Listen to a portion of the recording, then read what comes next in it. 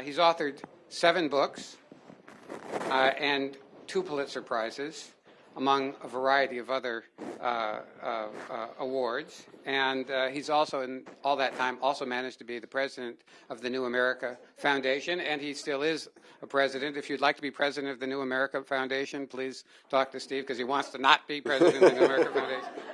And he's now a writer with The New Yorker, and he's written a very interesting book on ExxonMobil called Private Empire, ExxonMobil and American Power. It touches on several of the topics that we've discussed so far this morning, including the potential to engage. What do the private oil companies think about carbon pricing and their product, which is carbon, and how do they plan to address it in a carbon-constrained world? I hope you can touch on that. Steve will speak for about 20 minutes, and then we'll have about 20 minutes for questions, and then we're going to go right into the next panel. Great. Thank you very much. Good afternoon, everybody. It's good to be with you. Good crowd. Always good to see so many people interested in shale oil in this world. I thought that I would try to do a lot in a short time, but I will keep to time. I woke up this morning over in DuPont Circle and went to the coffee shop and read my 2 newspapers that I start with every morning, the Times and the Financial Times. And the main story above the fold in the New York Times was that last year in the United States was the warmest year on record. And the main story above the fold in the Financial Times was reporting on an EIA forecast for 2014 that U.S. oil imports will be at the lowest level in 25 years at about 6 million barrels per day. And so I'm going to try to connect those 2 subjects in 20 minutes from the perspective of the super majors. My reason for being here is that I spent the last 4 years of my journalistic life working on this book about ExxonMobil and trying to understand the company more as a political and a sovereign entity in the world rather than as a business, though I certainly treated it as vigorously as I could, also as a business story. And I think the theme I wanted to use to try to bring us back to the question of oil companies, climate, and carbon pricing is the evolution of risk for a company like ExxonMobil, but you could also tell this story about the other super majors located in the Anglo-American sphere and even in continental Europe. It gets a little more complicated when you go to Total and Eni, but let's certainly include Chevron and BP and Royal Dutch Shell in the narrative that I'm going to try to tell very quickly, because I think it's important to understand how the strategic problem of risk and risk management has evolved for these companies over the last 30 or 40 years, and where climate and carbon pricing fits in a business model that has, on the one hand, proved to be incredibly durable. Oil companies in the upstream have many advantages that utility companies enjoy, but they don't have the same constraints of public utility commissions. On the one hand, it's a very durable and resilient business. Sometimes I walked around in these 4 years of research and thought, this business is kind of idiot-proof. But then you'd get something like Deepwater Horizon, and you'd think, well, no, it's not exactly. And so there is this kind of tension in the super majors world between the durability and resilience of their profit-making model and the rise of strategic risk and the acuteness of that risk. But the character of the risk has changed over time, and it, I think, sets an important context for thinking about climate and carbon. So let's turn the clock back to the era of the book that first inspired me to even take on oil as a subject in journalism, The Prize, this kind of epic narrative of discovery and possibility, American power, oil in the post-war world. In the 1960s and 1970s, a company like Esso or its other Standard Oil babies or British Oil, British Petroleum, or Shell, really for Wall Street or for any other purpose, they had no real reason to even count up every year how much oil and gas they truly owned, because they owned so much that it was almost immaterial. They had a piece of Aramco, they had a piece of the Iranian National Oil Company, they had a piece of the Iraqi National Oil Company in eras, and the question of bookable reserves or replacing production every year just didn't arise. There were other issues, but that wasn't one of them.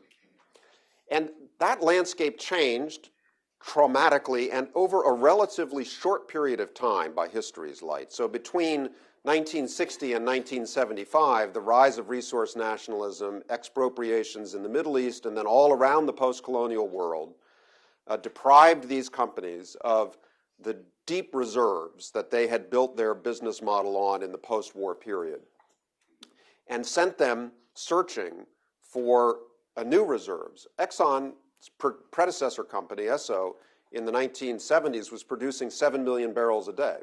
Today, it's producing 4.5 in oil equivalent barrels. So it's half the size as a producer as it was a generation ago, but then it's extra challenged in replacing that 4.5 million barrels that it produces every year because the number of countries where it's possible to own oil and gas in this world, if you're from the Anglo-American sphere, has shrunk considerably. And that is why companies like Exxon have been driven into West Africa, for example, where about 20% to a quarter of their production came from in the decade after 2000. When I first went out to West Africa researching this book, I thought to myself, why are they here? These are tough environments. Well, the answer is they must be there. They can't afford not to be there because from a super major's perspective, there are really only two places in the world in political economic terms where you can own oil and gas, book it cleanly, report it to your shareholders on Wall Street and say, this is really my oil under contract in the age of resource nationalism. One is in the free market states where property rights are sacrosanct. If you can own it, you can book it. And then secondly, in states that are so weak that they really can't produce their own national oil company and they can't produce the kind of sovereignty that allows them to exclude equity ownership from foreign companies. So you get this dichotomy of companies being driven into weak states, Equatorial Guinea, Chad, Nigeria, and then having to manage the political risk that's associated with such weakness. So one of the big stories about risk in the oil industry is the rise of political risk as a function of this changing map of where you can own oil and gas. And so these companies have been dealing with coups and Central Asian autocrats and lots of other governments that in an earlier era they would have avoided because they really have no choice but to be driven onto these what you would think of as political frontiers. Now, that has been accompanied by another kind of risk that has risen, which has been the risk of being driven into operating frontiers. Look in your paper this morning, and there is Royal Dutch Shell again, reeling in its production platform in the Arctic Sea, and regulators talking about fast-tracking reviews at the Department of the Interior. In the same way that when I first went to Chad to research this book about ExxonMobil, I asked myself, why are they here? I think it's reasonable to look at those photographs of the wind-blown production platforms being blown in 20-foot seas. Why are they here? And there's also a business imperative that's been rising gradually and has a geopolitical aspect, which has to do with the rise of globally powerful national oil companies from outside the free market sphere. So if you made a list, if you put a chart up of the 20 largest oil and gas companies in the world today, ExxonMobil, shockingly, wouldn't, I don't think, even be in the top 10. I think it's about 12. The top 10 are all national oil companies. Gazprom, the two Chinese companies, you know the rest, Petrobras. Now, the rise of these national behemoths was at first an expression of nationalism in these countries, but what's happened as they've gained competency is they roam the face of the earth competing for deals. So now you have quite a lot of global companies, state-owned or state-controlled, competing with ExxonMobil, Chevron, Shell, and BP for every track that comes online for leasing in West Africa or elsewhere. And the result of that is that these Western companies with their strong management cultures, their strong capital management, their access to great science, their experience with technology and engineering innovation, and the fact that they're not Russian bureaucracies, their competitive advantage is to be able to produce oil that nobody else can produce for cheaper. So if you're the dictator of Equatorial Guinea or authoritarian leader, I guess we call him, and you've got a new track that you want to lease, and you decide to bring in potential producers to partner, if the Chinese companies come in, they'll come in with a full turnkey geopolitical package. It'll say, we can produce this oil offshore on such and such a timeline. Here are the royalty rates we'll guarantee you. And by the way, we're also willing to offer you $4 billion in soft loans to build highways that Chinese workers and managers will come engineer and build. And we'd like to have you come to Beijing and be hosted by our highest levels of the state. And by the way, we have a Security Council veto, so you know that border dispute you've been having with Cameroon, give us a call next time that comes up. And so ExxonMobil comes in, or Chevron, or Royal Dutch Shell, and how are they going to compete with that PowerPoint presentation? Well, the answer is they're going to say, the Chinese will tell you they can produce this oil on time and on budget, but they have no record of being able to do so because they don't have the technology, they don't have the project management culture, they don't have the capital discipline, they can't get it done. We will drill deeper, faster, and we will produce on time, and you'll ultimately make a lot more money by partnering with us because we can produce oil that no one else can bring out of the ground, and then you'll have the cash, and you can go out and buy even better airplanes than you'd get with these soft loans. You can go to France and buy all the Mirages you want, and net, you'll be better off.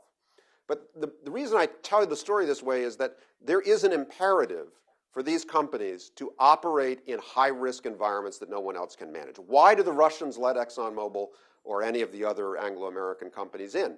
It's because to get north of the Arctic Circle, deal with these crazy innovative environments of partially melted sea ice in the summer, to drill under storm-tossed oceans and use horizontal drilling and harsh climate production techniques to get oil out of the ground. There just isn't anybody else in the world that can do it. So what it means is that these companies are by competition being driven to demonstrate that they can take on operating risk. And it puts them into a bet the company mode much more than they were in the days when they were just out on the flat sands of Saudi Arabia or southern Iraq, producing one bubbling pile of goo after another. So now you have political risk and you have operating risk. It was in this context of perceived strategic change in the business that climate arose as a new risk. And I kept thinking as I went back and tried to sort of empathize with the experience of the discovery of climate science by oil companies, that what do you even label this? You've got political risk, you've got operating risk. Climate is existential risk. And it has still played out. It's been resisted as such. They've tried to manage it into a kind of environmental portfolio. But from the very beginning, they recognized it as an existential risk, and they've responded to it with a kind of adamancy that you would only bring to something that threatens your very being. So we'll come back to climate, but I just wanted to set it in that context. Now to shale oil. None of the super majors saw this coming. Obviously, we know that about the shale gas story. It's equally true about the shale oil story. It's true that ExxonMobil understood the potential of sands manufacturing and bitumen extraction. They've been big in Canada and Venezuela longer than some of the larger companies. But really in those earlier eras, the relatively limited footprint of this oil and the cost equation and the technology equation meant that it was really a price story as much as a strategic story. So in high price environments, they could add to their production and to their booked reserves if they could persuade the SEC to count sands as oil, which it took a decade to do, and a lot of lawyers in town and a lot of suburban pools in Washington and Virginia have been built on that effort. Now it's over. I don't know, on to the next thing. But now there's the technology and the kind of confluence of techniques, pricing, and geological sort of visibility has produced this shale oil onshore boom, the contours of which are only now being mapped and are, I think, properly debated with very large numbers on both sides of the range, but quite a large range as well. Now, the significance inside our story that I've been telling about the changing nature of strategic risk, the significance of shale oil and gas, let's talk about both, I think has to be best understood in the context of these other experiences of risk. Because the good news about the shale oil and gas story is that it drives the supermajors away from West Africa and toward North Dakota. So it's not away from political risk, but it's away from one kind of political risk to another kind of political risk. So the risk that is now ahead is the same risk that these companies have dealt with in Alaska for 20 or 30 years. Now, if you talk to ExxonMobil executives about why there's so much stranded gas in Alaska, why it hasn't been piped, they'll tell you because Alaska is more of a banana republic politically than Equatorial Guinea. And they cannot get political consistency. They cannot get a political culture that will deliver a deal that has a 20-year timeline and that is bankable. They can't get this stuff financed because Alaska's that wacky. So it's not when you come on shore, you get the advantage of property rights, but you don't, you're not absolved of political risk. So the political risk that matters on shore with shale oil and gas is several-fold. One aspect of it is environmental.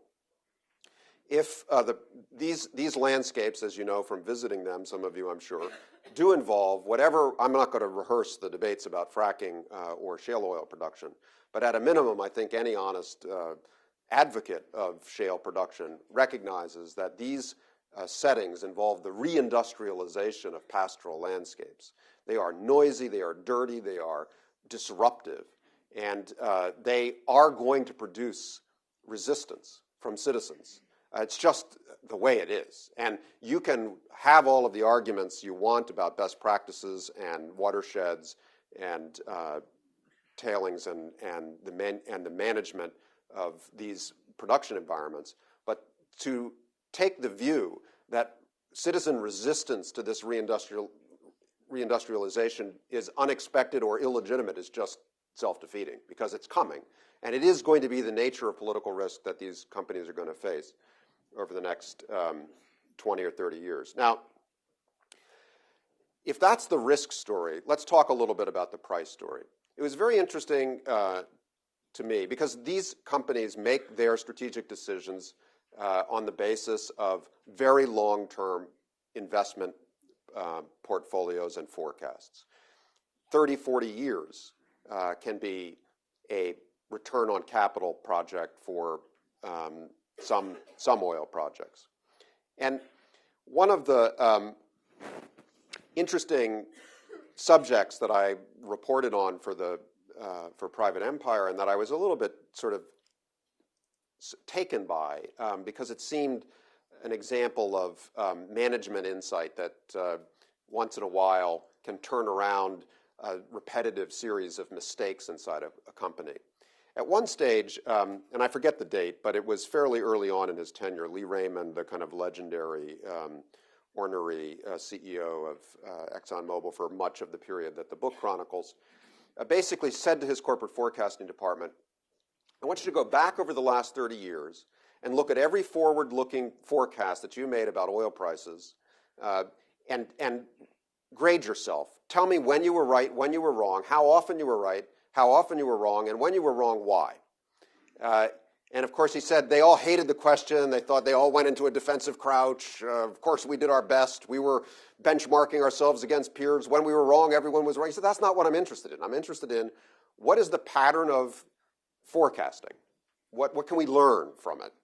And they went back and they essentially said, we cannot, as human beings, forecast oil prices. And every big mistake we have made about the future was based on an incorrect forecast, especially out 10 or 15 years, about oil prices, whether you do it in real terms or nominal terms. What we can forecast with remarkable, uncanny accuracy, and did forecast again and again within 5% margins of error, were volumes, consumption, and energy mix use, because the behemoth is so big that structural change is in fact visible and consumption is predictable. So that led to a complete reset in the way that they gatewayed capital investments in oil projects. no longer would they gateway on the basis of firm oil forecasts. Now, you have to obviously have a guess about price in the future. It can't be, we don't know anything at all. But the idea was to manage projects and capital and investment around the things you did know. What would be the demand for certain kinds of product mixes? What were the possibilities for value creation out of certain kinds of product mixes, as long as there was demand for them? And what can you assume about technological innovation and other subjects? They would put a price range into these forecasts, and they talk about $80 now as a basis for thinking and investing into the future. But my impression from my research is that where they put those numbers out, because everyone wants to know what they think, they don't actually digest them fully themselves. They've learned that the pattern of commodity prices is so predictably unpredictable that it's a fool's errand to manage long-term investments on the basis of that volatility. Now, you go to conferences like this, and I wonder whether we think enough about how much of our assumptions are based on current prices, the extrapolation of current prices in all directions. I mean, the historical swings in oil prices, like lots of other commodity prices, are pretty much described in introductory economics classes. Price goes up, suppliers rush in, too many suppliers come in, price collapses because there's oversupply, bankruptcies occur, supply contracts, price goes back up again. It's like watching your 8-year-olds play soccer. And so there is a way in which this last 10 or 15, 20 years, whether you want to talk about the effect of fracking and shale gas on natural gas prices in a regional setting, the potential to create a global gas price, whether you want to talk about oil prices and the potential of shale to affect oil prices over 20 years, I think there is no rational way to extrapolate current prices beyond a fairly finite period of time. And that's important for the climate subject, which I'll get to right now and then take your questions. I think ExxonMobil in 2009, down at the Wilson Center, Rex Tillerson came in and announced for the first time in January that ExxonMobil recognized that the risks of climate change were significant enough, even if the company did not sign up to any certainties about the science. Nonetheless, they accepted that the risks documented by science were significant enough to warrant a price on carbon, and that they were prepared to support a carbon tax of about $20 a ton was their initial bid. And at the same time, they made that change in declared policy because they opposed adamantly cap and trade and the complexity of the legislation that the Democratic House was then moving. Now, why did ExxonMobil come to that decision? I think it's impossible to offer a 100% confidence about the answer to that question, or what proportions of the following factors were at play, but several were at play. One was, probably the most important, the train was leaving the station. The Obama's victory, a Democratic House, the fact that so much work had been done, including by competitors of ExxonMobil and other sectors of industry, to create a political coalition around cap and trade, meant that if they didn't speak now, they were going to be irrelevant. And so there was a moment, a political moment, that has obviously vanished. The second factor was a search for price certainty. ExxonMobil's forecast, the public ones and the ones that lie behind, the 2040, I think, is the current 30-year forecast that they work with, the earlier ones that were 2030. They all assume that a price on carbon is coming, especially in industrialized societies. They're not so adamant about their resistance to carbon pricing as to make a forecasting mistake by assuming that because they're in the minority belief that it's not a good policy, it's not happening. So they forecast it. They assume it's coming. They have certain assumptions about its rate. But what they want, like a lot of long-term manufacturers, is price certainty. Part of the anomaly of ExxonMobil's radical decision to fund free market groups that challenged the validity of emerging climate science in the late 90s and early 2000s, part of the radicalism of it was that it was not, in fact, an existential threat to the upstream oil business. The upstream oil business is quite a durable business, and any reasonable, forecastable, negotiable price on carbon would have still made ExxonMobil an enormously profitable company. It's not like they were a coal company. And it's not like their business was overly located in downstream, which might have gotten taxed depending on the form. A relatively low margin business that might have gotten taxed depending on the form of the deal. So this was ideological. It wasn't really a business imperative to the extent that their political action might have suggested. But they did. So that also explains why they came back to supporting a carbon tax, because A, they can afford it, and B, long-term price certainty is better than uncertainty. And then finally, and this is a little bit vague, and I can't really document it too much other than through my reporting and the people I've met and one's intuition about how the world is changing. But I do think generational change is occurring inside these companies, just as it's occurring in the world. And the perceptions that scientists and engineers have about the dangers that climate change are imposing on current generations are presumably of a piece with the same perceptions that the public is developing.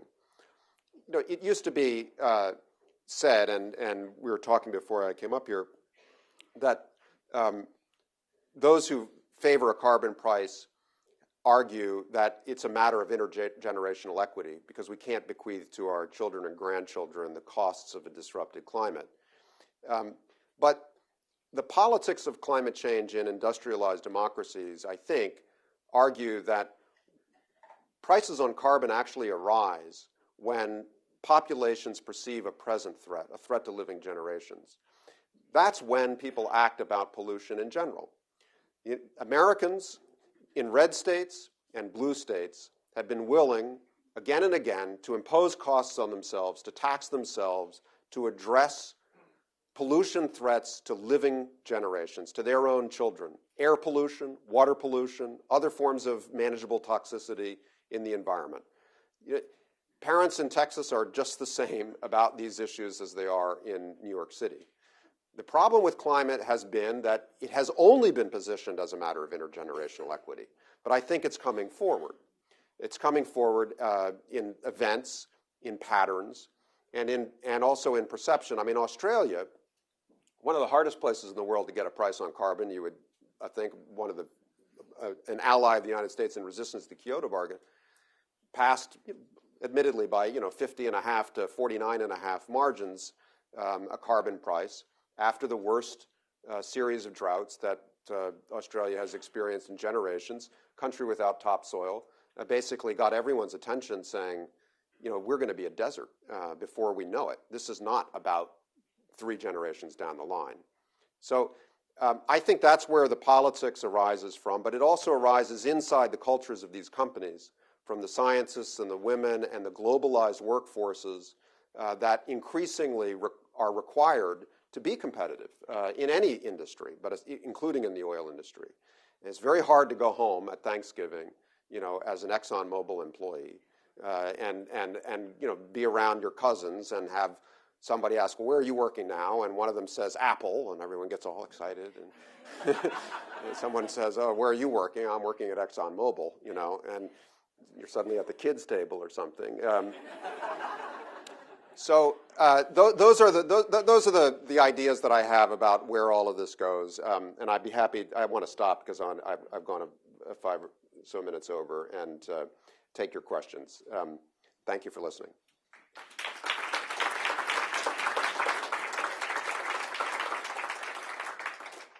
So there's one mic, I'm told. So maybe as hands go up, I'll just cluster a few on the same side of the aisle or something like that.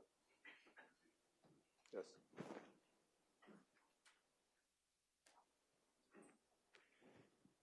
Yeah, John Wetmore with pedestrians.org. For decades, the Tobacco Institute, every time a study came out saying smoking will kill you, would say there are flaws in the study. We can't be certain. I see the same thing happening with climate. Every time something happens, goes, well, it might just be the weather that made it hotter than ever last year, just natural fluctuation. It's no proof that there's climate change.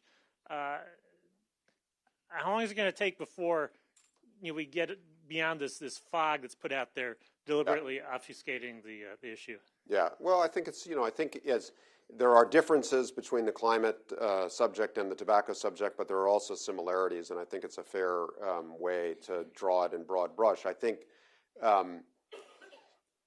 what's changed on the climate subject over the last 6 or 7 years is that the small pockets of resistance among scientists have virtually collapsed. And a lot of the models that were created with oil company money at places like MIT. And I think, maybe I don't like to go after people's motives if I don't have evidence of what motivates them, but let's allow ourselves a moment of cynicism and suggest that it might be in the interest of oil companies to fund climate modeling as a response to questions about climate change, because we know that climate forecasting is just so innately complex and uncertain that what you're really funding is a narrative of uncertainty. And you're always going to have the benefit of how difficult it is to predict the weather. Okay, so the oil companies came in and they built these huge climate models as a response to people saying it's a serious crisis. Well, but we don't know. And so we're going to try to find out. We're going to build these models. They built them at MIT in a very, very sophisticated way. Well, those models in 2001, 2002 paid back, if there was a cynic involved, paid back the cynic because they just basically showed big ranges in possible outcomes and a fair amount of uncertainty. Today, they're blinking red. I mean, the climate models that the companies themselves have funded are now so much more alarming than they were even 4 or 5 years ago that is a factor. There is always going to be political resistance from the non-scientific free market ideological camp that resists all taxes, all regulation, and all non-market solutions. And that has been part of ExxonMobil's historical strategy, was to fund non-scientific groups that argued against climate change and carbon pricing on purely philosophical grounds, but not so much on scientific grounds. So I think the short answer is the timelines are shortening rapidly, and they're getting a lot shorter than the companies thought. I think that they had a reasonable belief circa 2005, 2006, that this was a 20-year story. Like tobacco was a story from the 1950s. The labs really started to blink red. 1960s, dissent really started to emerge in public. It wasn't until the 1990s you got the litigation that bankrupted the companies. And it wasn't until the 2000s that you had secondhand smoke regulation and basically public policy responses that reduced the rates of smoking as dramatically as they have, though they obviously haven't eliminated smoking as a public health menace. So that was a very long arc. And I think that the companies started out thinking that this is a 40-year problem for them to manage. They may be right. But I would have bet on them 5 years ago in a way that I wouldn't now. Yes.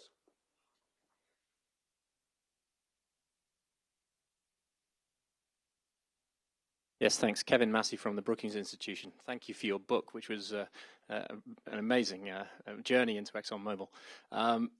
The question I have relates to the 4-year interim between the 2009 event at the Wilson Center and now. In the last 4 years, the unconventional oil revolution has resulted in headlines like the one you saw this morning in the Financial Times. Do you see the perspective of companies like Exxon that were willing to consider carbon taxes and measures like that 4 years ago, who are now looking at their reserve replacement opportunities being onshore U.S. In many respects? Do you see unconventional oil changing the perspective or the willingness to embrace a carbon tax? Yeah, I mean, it's a great question. I think there's no doubt that the companies, including ExxonMobil, responded to the collapse of political pressure that followed the economic crisis by just pulling back from the commitments they had made to negotiate for a carbon price. And they are political creatures, and it wasn't as if they felt a sense of urgency about the need for a carbon price. They were responding to others' sense of urgency. Now that the politics of carbon taxing looks impossible, they're content to be passive. So that's the first observation. As to whether the onshore revolution and their commitment to onshore investments, both in oil and gas, would, if there was a sense of political urgency returning, change their calculation. I think probably not. Because, first of all, as I'm sure some of these other panels have pulled apart, a carbon tax is never going to be a one-size-fits-all or simple notion. It's going to be negotiated for. And there are versions of this tax that could favor ExxonMobil's portfolio relatively, and there are versions of it that have been mooted that could punish ExxonMobil's portfolio relatively, although they're never going to be in jeopardy at the prices that would be negotiated. And so, for example, the biggest investment that ExxonMobil has made since the Mobil acquisition was XTO. And a lot of their strategic assumption, even though they bought that company kind of at the top, you could argue, and have taken some dissent over the price they paid, their view was, we're making a strategic bet on gas for the next 40 or 50 years. And part of the rationale was carbon pricing.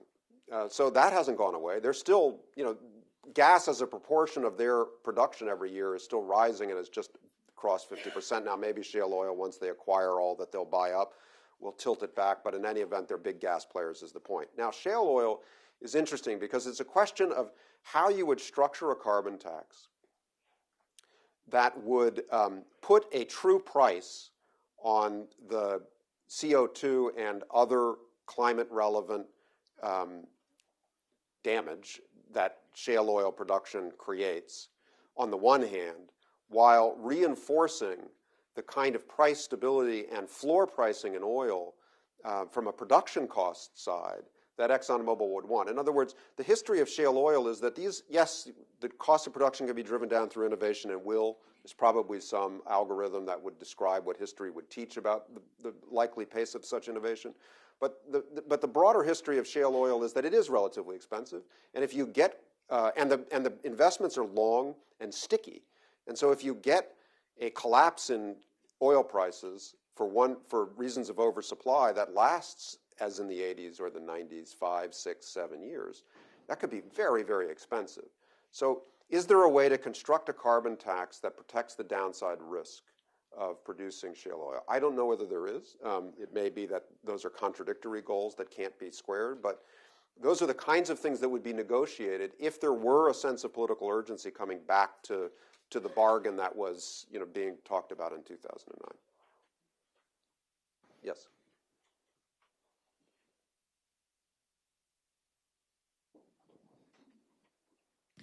Rich Koslerich, George Mason University. I was U.S. ambassador in Azerbaijan when the contract of the century was signed. And Exxon and Mobil separately were operating in the Caspian at that time, but tended to be very conservative about, relative to Amoco and some of the other partners. Now fast forward to their involvement in Russia now, where ExxonMobil seems to have concluded they can avoid the problem that BP faced in dealing with the Russians. And while I wouldn't necessarily characterize the government of Russia in the same way you characterize the government of Alaska, there is a degree of uncertainty, I think, associated with that kind of very risky decision. I wondered if you had an explanation as to why they did that and whether there was some connection between that involvement and ExxonMobil's decision to pull out of shale gas development in Poland. Yeah. Well, on Russia, I think they have an enormous amount of confidence in their own methodology for making these decisions. We'll use the benign term confidence to describe their attitude about the world. And one of the ways that they have developed this confidence is that they feel like they have one set of procedures, metrics, and tools to decide when to enter into these deals and when not to do so. And that the problem isn't their flexibility, ExxonMobil's flexibility. The problem is the willingness of governments to come around and see the light and to negotiate in a reasonable way around terms that ExxonMobil thinks of as part of a global strategy that are inviolable. They can't compromise them in one country because the word will leak and they'll be negotiating down to the bottom in another country. So in the case of Russia, that's relevant because they've come and gone from Russian negotiations before. They have a long experience of being frustrated and walking away. They were not willing to make the over-anxious kinds of risk-taking investments with capital or equity that BP was willing to make in the deals that it doesn't. ExxonMobil doesn't put capital at risk the way that BP did anywhere, I don't think. And so my assumption is that that press conference where Rex Tillerson and Vladimir Putin announced this Rosneft deal with lots of big Bs, billions and billions in front of it, that's a gated process. And ExxonMobil's risk will pass through gates along the way, which will coincide with political timelines, and they will manage those risks so that they never really feel like they're betting the company. At the same time, they do have a rising imperative to bear some risk of this character, as they showed in Iraq, as they showed in Kurdistan. There's only so many places in the world where they can replace, where they can access the kind of bookable reserves that are relevant when your numbers are as big as ExxonMobil. So you're a prisoner of the big number, a syndrome that's familiar from other industries. And so if they could hold this track, pass through some of these gates, and come out with vigorous production north of the Arctic Circle and reserves to go with it, it would be a rare opportunity on the global stage for them. One last word. In the course of working on the climate issue, the book reflects, I met some former ExxonMobil, I forget how I characterize them in the book, so I'll be super careful and just say, employees who were alerted fairly early on in the late 90s, early 2000s, that they should investigate how climate change would create opportunity for oil production. And that basically, if you took the forecasts for temperature rise that ExxonMobil was resisting politically and you applied them to petroleum geology, what arose? And of course, one of the reasons why ExxonMobil made this deal in Russia is because summer sea ice in the Arctic is melting at an unprecedented rate. So I'll let you draw your own outraged responses to that. Yes.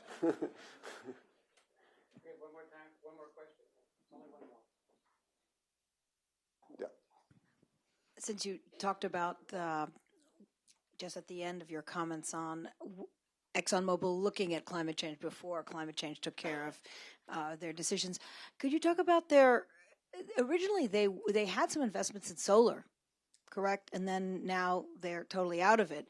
And whether there is any chance that with the risk involved that maybe in a few years something calamitous may happen, that they may start diversifying into different renewables and other energy sources? Yeah, it's another good question. It was a fun part of the research to discover that, not only did ExxonMobil have solar interests in the 80s, they also had nuclear interests, they had some coal interests, they were a diversified energy company, and Lee Raymond came in, and he was a rising executive, not in charge of the whole company, shut it all down.